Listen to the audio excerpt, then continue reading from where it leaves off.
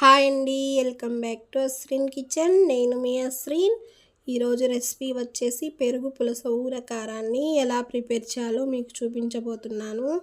ఈ పచ్చడి అనేది వారం నుంచి 10 రోజుల పాటు నిల్వ ఉంటుందండి. ఇడ్లీ, దోశ, అన్నంలోకి చాలా బాగుంటుంది. మా వీడియోకి ఒక చిన్న లైక్ అనేది ఇవ్వండి ఫ్రెండ్స్. మీరు ఇచ్చే లైక్ అనేది మాకు ఎంతో హెల్ప్ చేసిన వాళ్ళు అవుతారు. ఇప్పుడు రెసిపీలోకి వెళ్దాము. ఒక ప్లేట్లో ఎండుమిర్చిని ఒక 20 తీసుకొని తొడయాలు వలిచేసుకోవాలి. దుమ్ము లేకుండా శుభ్రంగా తుడుచుకొని తీసుకోవాలి. వీటిని వీలైనంత చిన్న ముక్కలుగా చేసుకోవాలి. మొత్తాన్ని ఇలాగే ముక్కలుగా చేసుకుందాము.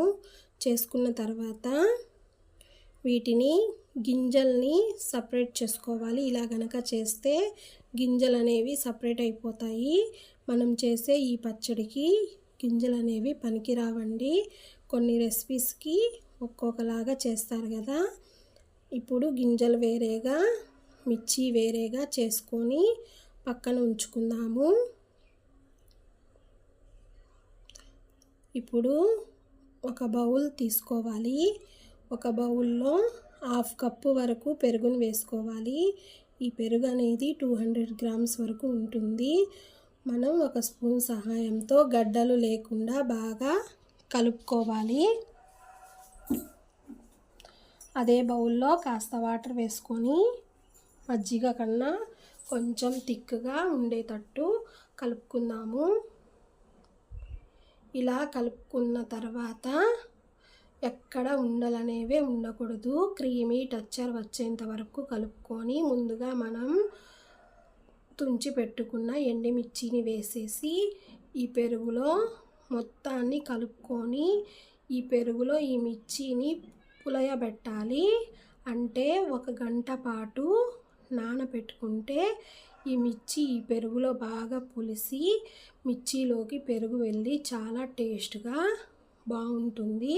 1 గంట తర్వాత మూత తీసి చూద్దాము. చూసారా, పెరుగు అనేది కలర్ చేంజ్ అయ్యి మిర్చి పెరుగులో బాగా నాని బాగా వచ్చింది కదా. ఇప్పుడు దీన్ని బాగా కలుపుకొని పక్కన పెట్టుకోవాలి. ఒక మిక్సీ జార్ తీసుకొని 2 స్పూన్ల ధనియాలు, 1 స్పూన్ జీలకర్ర, 1 తెల్లగడ్డని పొట్టు తీసి వేసుకోవాలి. ఇప్పుడు మనం పులయబెట్టుకున్న పెరుగు, మిర్చిని మిక్సీ జార్లో వేసేసి రుచికి సరిపడినంత ఉప్పుని వేసుకోవాలి. ఇప్పుడు ఈ మిశ్రమాన్ని మెత్తగా మిక్సీ పట్టుకోవాలి. కన్సిస్టెన్సీ అనేది ఇలా ఉండాలి. ఇలా మిక్సీ పట్టుకున్న దాన్ని పక్కన ఉంచుకొని స్టవ్ వెలిగించి ఒక బాండ్లీ పెట్టుకొని 3 స్పూన్ల ఆయిల్ వేసుకొని ఆయిల్ హీట్ అయ్యాక 1 స్పూన్ ఆవాలు, 1/2 టేబుల్ స్పూన్ వరకు జీలకర్రని వేసుకోవాలి. 1 స్పూన్ పచ్చెనగపప్పు, 1 స్పూన్ మినపప్పును కూడా వేసుకుందాము. 3 ఎండుమిర్చిని కూడా వేసుకోవాలి. ఇవి కాస్త వేగాక అల్లాన్ని సన్నగా తురుముకొని వేసుకోవాలి. అల్లం కొంచెం పచ్చివాసన పోయేంత వరకు ఫ్రై చేసుకొని 2 రెమ్మల కరివేపాకు వేసుకోవాలి.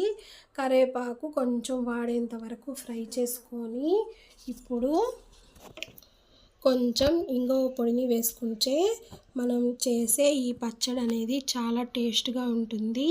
ఇంగువ పొడి వేసిన తర్వాత కాసేపు కలుపుకొని మనం ప్రిపేర్ చేసుకున్న పచ్చడిని వేసేసుకుందాము. వాటర్ ఏమి పోయకూడదండి. ఈ పచ్చడి వేసుకున్న తర్వాత మొత్తాన్ని బాగా కలుపుకొని ఈ పచ్చడిని ఒక 5 మినిట్స్ వరకు ఉడికించుకోవాలి. పచ్చడి అనేది కొంచెం గట్టిపడి ఆయిల్ పైకి తేలేంత వరకు ఉడికించుకోవాలండి. ఇలా ఉడికించుకుంటే ఈ పచ్చడి అనేది రెడీ అండి. ఇప్పుడు సర్వింగ్ బౌల్లోకి తీసుకుందాము. మా వీడియో కనుక మీకు నచ్చినట్టయితే ప్లీజ్ అండి ఒక లైక్ చేసి, షేర్ చేసి, సబ్స్క్రైబ్ చేయండి. Thanks for watching. మళ్ళీ మీ ముందుకు మరో రెసిపీతో వస్తానండి. బాయ్ అండి.